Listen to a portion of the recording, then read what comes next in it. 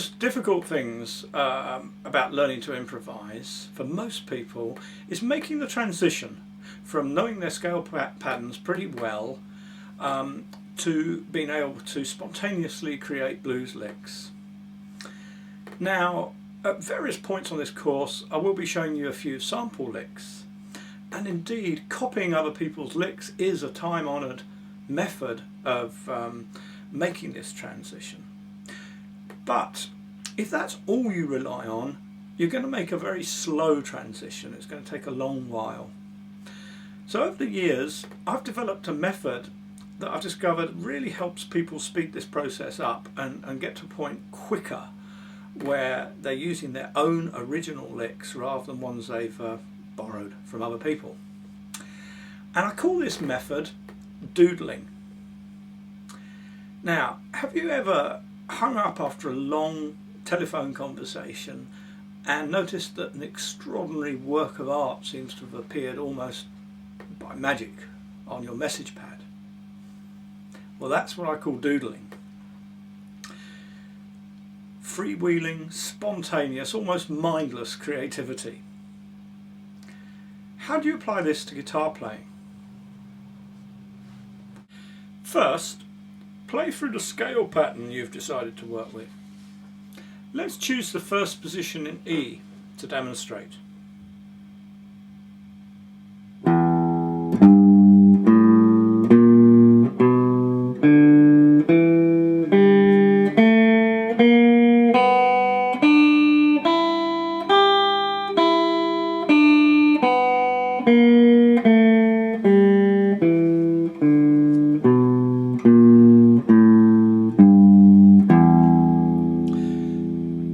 Get well warmed up and make sure you're absolutely sure of the scale pattern.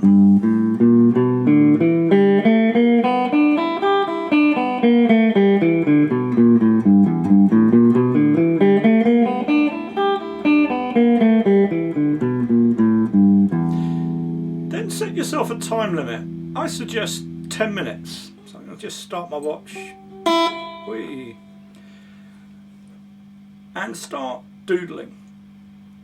Just pick a note or two from the scale and play around with them.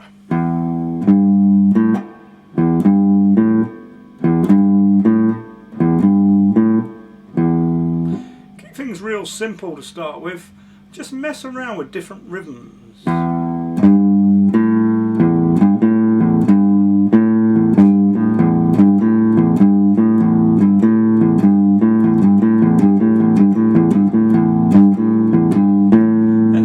Here and there.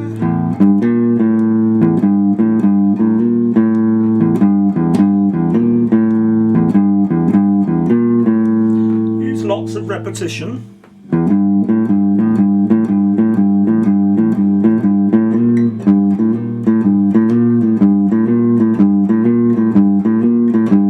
Really get into a rhythm.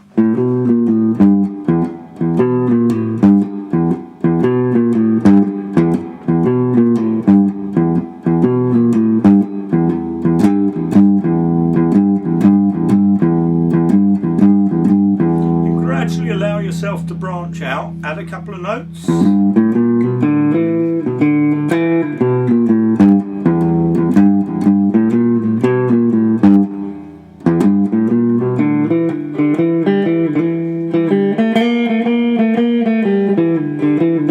Explore different parts of the pattern.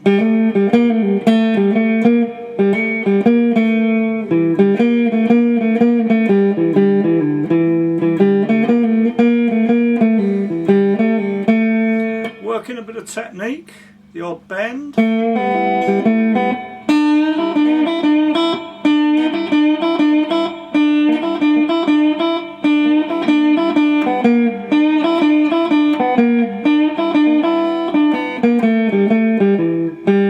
The odd slide.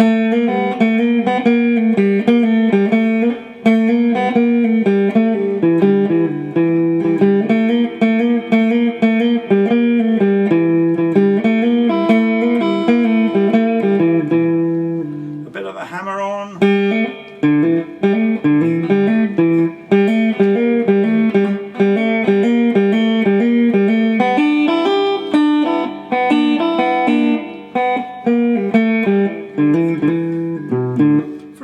to, just relax and let your fingers play around with as little conscious input as possible, exactly like doodling on the phone message pad.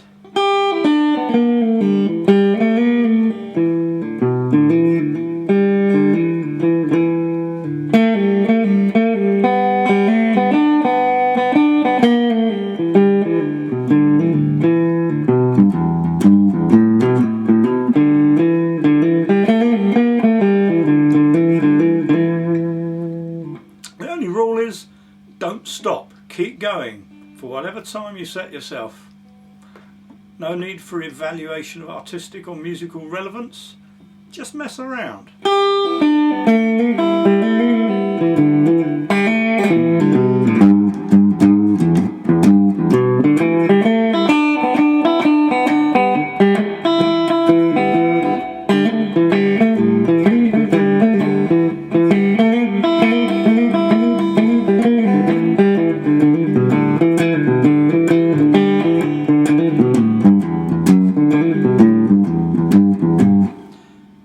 Once you've done that for a good 10 minutes, try putting on a blues backing track and carry on exactly the same exercise but against the backing track.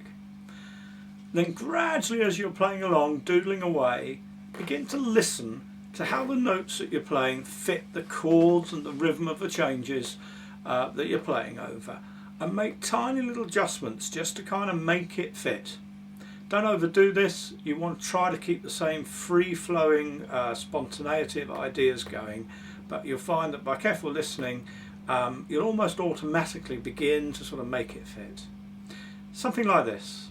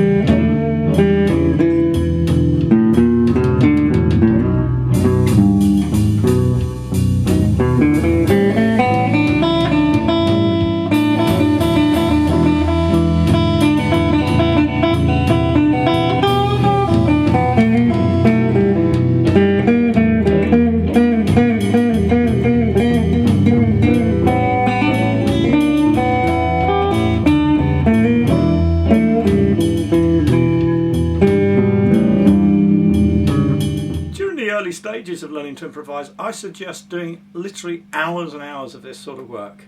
It really is very, very effective. And while you're playing, remember there's no emphasis at this point in producing a finished solo. We're simply developing ideas. We're gaining ever more familiarity with the patterns, right at a very sort of instinctive muscle memory level. Then little by little, you want to begin to sort of hone your listening skills and begin to thin out what you're doing. So you make the transition from doodling to soloing, and really that's about beginning to just drop the bits that aren't working so well and smarten up the bits that are, and begin to sort of economize in your playing. Now I'm going to give you a sort of demonstration of this process right now, but I'm going to show you this in a couple of minutes. I'm going to show you the transition from pure doodling to solo playing, but this transition would normally take months, maybe even years for some people. It certainly took me years, but I'm a slow learner. Okay, so let me just show you that. So starting off with pure doodling.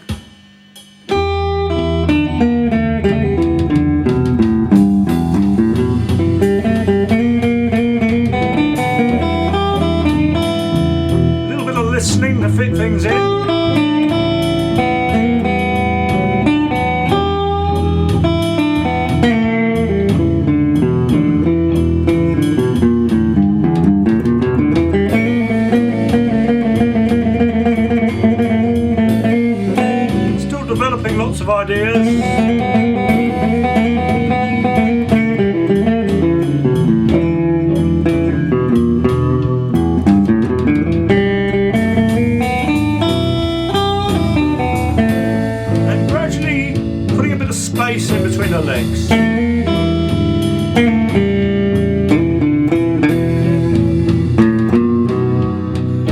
Making them fit the chord changes, anticipate the chord changes a bit more.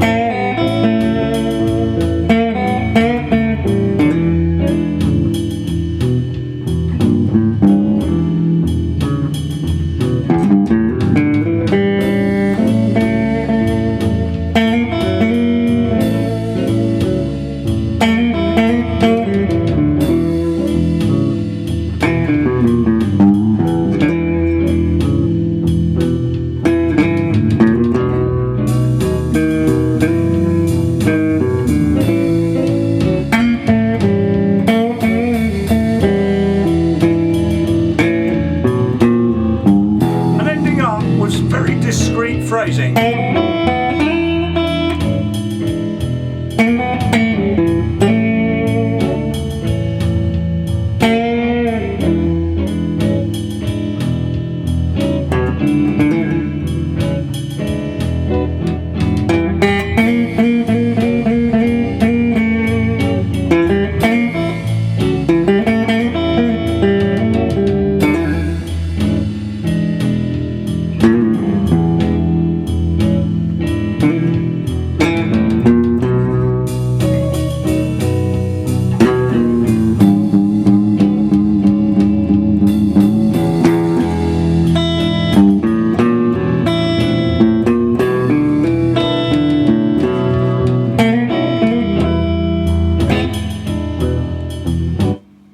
There you go.